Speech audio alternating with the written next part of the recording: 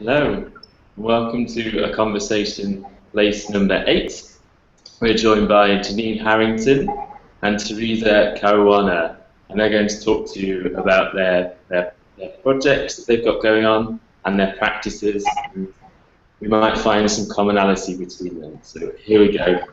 Here's Theresa. Oh, hi. Hi, Janine. I don't think I need to introduce myself to you. Do you think I need to introduce myself to you? Maybe you can say a little bit, just in case anyone watching doesn't know. Yeah. So I've been working with interactive technologies for some time. I'm an artist, visual artist. I trained in photography, but I've been moving more and more through working with digital with more kind of handmade forms of image making. So it's a combination of actually making paintings. But I'm really interested in the haptic and how the digital technology, particularly mobile technology, encourages not only touch but also creates a kind of intimacy with the body that I've really been inspired by. Not just intimacy with the body in terms of proximity, but also in terms of movement. And I feel like that's somewhere that we overlap. One of the things that I've been making, and I remember you talking about your studying book art, is I've been making paintings that you can open and that you can carry and take with you. And they're kind of they're inspired by this idea of home, but also about a kind of psychological sense of, I suppose, place, where you belong and how you move through that place. Mm-hmm. I think that's something that we seem to connect on. When you talk, this thing about the book and the painting is interesting, because I mean, I'm sure we'll get on to talking about this in different ways, but I trained in dance, and then I went to study book arts as a way to think about structure differently. Okay.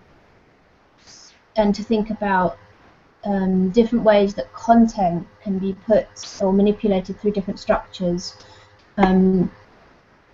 Because I was not so interested in creating say dance for stage, where an audience was seated sat in a theatre and the thing would unfold in front of them, but where perhaps the work that I was interested in making could be held here, but could be like, I'm interested in concertina structures, which is why your painting book is interesting to me, so that the content can get moved around and put in different relations to itself, and that's led me to create choreographic work, which has a similar kind of structure, so that people navigate it with their bodies. Okay. Works I make are much more like installations or interactive games. But maybe you can say a bit more about this the book painting, because I read about it, and it had also audio content. Yeah. So it's like really like an intermediate. Yeah. Exactly. What's interesting with, like you were talking about, you started off in dance and you're thinking about the structure and about the relationship between the work and the audience, and I think one of the things that really came about with the sound was trying to create an environment that is on the one hand immersive and performative, but where the performance is being conducted by the audience, if you like. And I found that the gallery space for me, especially in terms of making paintings, becomes quite restrictive, and so I need to, in a way, in order to circumnavigate the audience's presumption about what their role is in the work, I need to exit the gallery and enter into these kind of mutable spaces, so that the work can kind of actualize what it's there for, what it's supposed to be trying to say, but also that the sound element is able to kind of invade the context as well. So the sound pieces, for example, I use the mobile phones. I tend to use the audience's mobile phones, and they go to a certain location, and that location, because they have Wander Anywhere on their mobile phone, that location triggers the content on the phone, and so then the phone starts playing something, and it could be anything. It could be a sound or a video or an image, and I've gone with sound because that seems to be more kind of evocative and also allows the body a lot of freedom. When you provide someone with an image on their phone, they tend to kind of look into it and become quite static. So I wanted to allow this kind of opportunity for the body to move through space, and also really feel that space. And I wonder, like, I saw your bridge piece and how the bridge and the tape were they were an integral part of the work as much as the movement of the dancers and the presence of the audience. But you were saying about being in different places and how different places trigger different things with your work. Do you feel that's a structure? Yeah, I mean, the bridge, the bridge was made specifically for that space. So, like the premise or the structure underlying that work is one that I'd worked on earlier. It was from a piece of work called The Performing Book, Yeah. where they, like with you talk about phones, but like with tablet devices or phones that would do like this thing in order to zoom in or zoom out, or this thing switch, whatever. That's become very familiar, I guess, as a mode of navigating content for many people. It also, for me, relates to older analog technologies such as book. Yeah. At least the codex book. Yeah, absolutely. And then a scroll is something else, and then a concertina is something else. But that they're quite familiar how we would navigate them, and they have a different. They have a sort of a depth of content, or like a stacking or layering of content that also a painting can have, but a painting is asking you, I think, as a viewer, to engage with it in a different kind of time space. So I had a question for you about duration that maybe we can come back to. So the bridge used this very familiar mode of navigation whereby people happen to be walking across the bridge, or perhaps they came because they wanted to see that work, but many people would just happen to be there. And if they would pass a dancer, a particular kind of material would happen, whatever, and if they were to walk backwards, then the thing would reverse. And often people would notice that, and they would stop and they would go back, and they would start to understand that how they would move would change what was happening. They would start to understand through their own attention and their own mobility that they could alter how something was performed, but it would essentially be the same dance as being danced, but the parameters of it according to the direction of the movement, forward or in reverse, a bit like playing something digitally backwards, or in terms of the thing decreasing in volume, like getting like here, or like being there's this thing of parameters around movement and how the dance's content, and then how people access it with their bodies modulates that or changes that content that I'm playing with. But yes, the question that you asked about the bridge and it being tied to a specific place, like absolutely, that was there was a kind of dramaturgy of the bridge whereby people can't appear in the centre of the bridge. They have to enter either at the St Paul's end or the Tate side, and so I tried to put the more complex or perhaps the harder to understand structures or ways of relating between dancers and audience in the centre of the bridge, so that people would have an experience of being introduced to the ideas choreographically at the beginning at one end or at the other end. So you'd have maybe a different experience which end you came from, but that by the centre you would have some idea of what's actually happening. Exactly, yeah.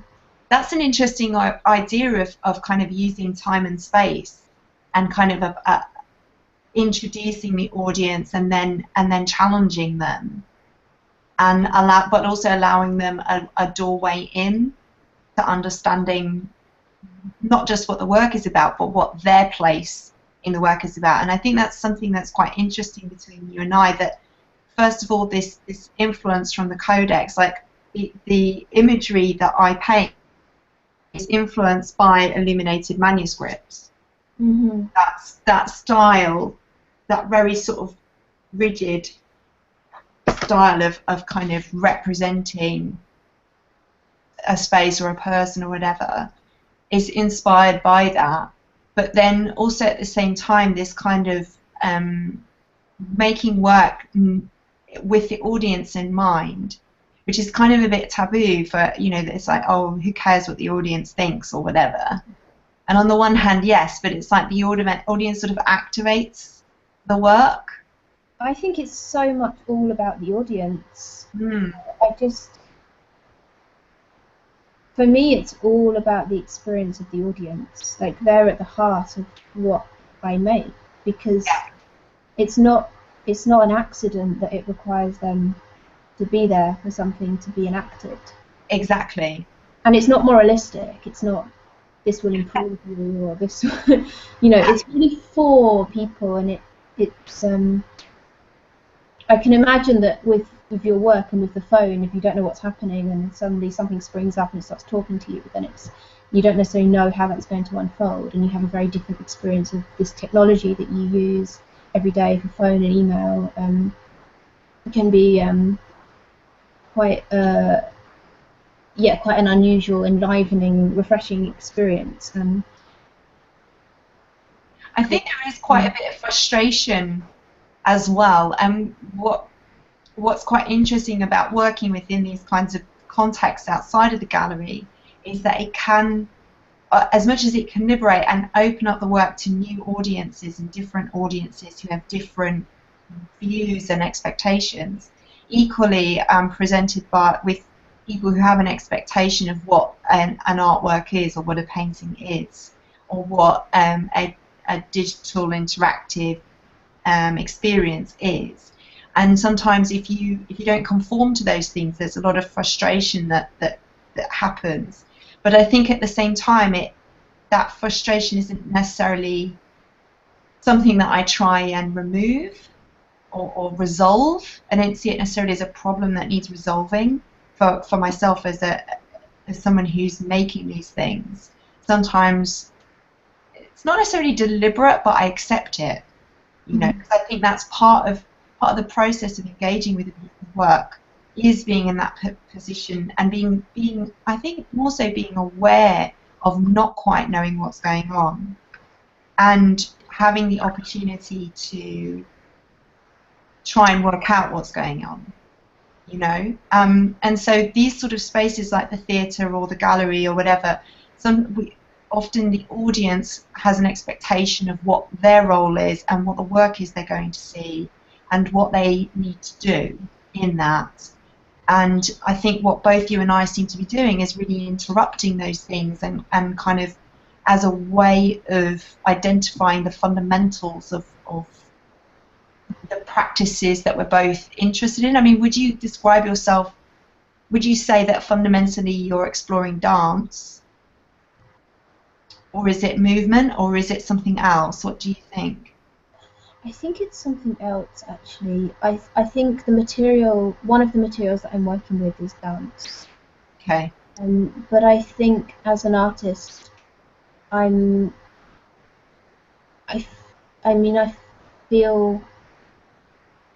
feel more like a visual artist who's working with dance in the case of these outdoor works particularly.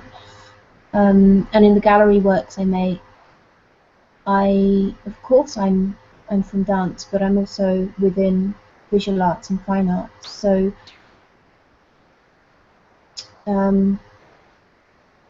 both. Right. Both, I guess. Both. I think to pick up on something you just said about the audience and sort of frustration maybe from them, or I imagine that both of us are we're addressing the audience and asking something of them, and it's not necessarily super clear to them what that addressal means. Yeah. But actually, I think there's a kind of perhaps this is a new thought.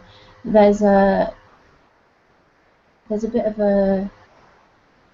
there's something strange going on there about what they might expect of themselves. Because for me, actually, it's enough that people are there, and if they have a body of any description and they have some kind of mobility, then they're already involved, and they can't absent themselves from that, even if they're just still.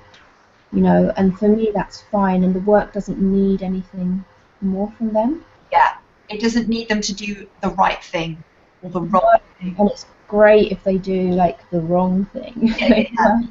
That actually their presence, exactly that. I think their presence is the need, if you like, that the work needs simply their presence. And you know, because I was thinking about with my paintings, like sometimes you can give people instructions, or like if when I created art in your park, and so I did a piece of work with a number of different artists, and there's lots of people who wanted maps. They wanted to know where to go, and really the intention was for you not to know, and for you to just follow your nose, if you like, and it was really interesting having to navigate the expectations of the audience whilst sort of sticking to the principles of the work, but at the same time being accommodating and inclusive in what's going on. And I think that's something, that whole idea of creating an opportunity for risk, you know, that the work is risky, that, like, for example, just handing someone a painting is a risky thing because it could be damaged, and what about its provenance, and etc. etc. So it's kind of unpacking all of that, and exploring this idea of intimacy, and how you can have an intimate experience with something and have your own conclusions about what it means, and to kind of encourage confidence amongst the audience and or other artists in coming up with their own conclusions, not necessarily needing to find something that's right, you know. And I think digital technology is quite helpful for that in a sense. I think we're quite used to that on digital platforms like social media and so on. Yeah.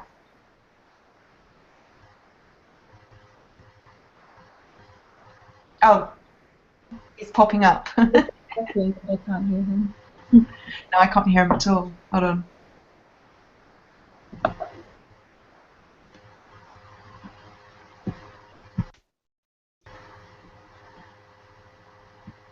Can you hear him? No, I can't hear him. I don't think you can. You hear us? Can you hear me now? Yes. Okay. Jim, we need to have a conversation. So have I just killed the conversation? I'm not sure. We couldn't hear you. Hear what you were saying. We've only just got started. I think we need to. No, exactly. So I just popped up to say that it would be a really great time to draw this one to a close here. I feel like we've entered into a new debate, maybe, about the role of the audience, the role of the spectator. I feel like we've had a really great introduction about what both your practices are, and maybe one day soon we can pick up a conversation about what that means for the rest of the day. So, yeah. I'm going to say thank you very much for taking part in this conversation, and maybe we'll see you again soon. Hope so. Pleasure. Thanks, Janine. Okay. Bye. Bye. Bye.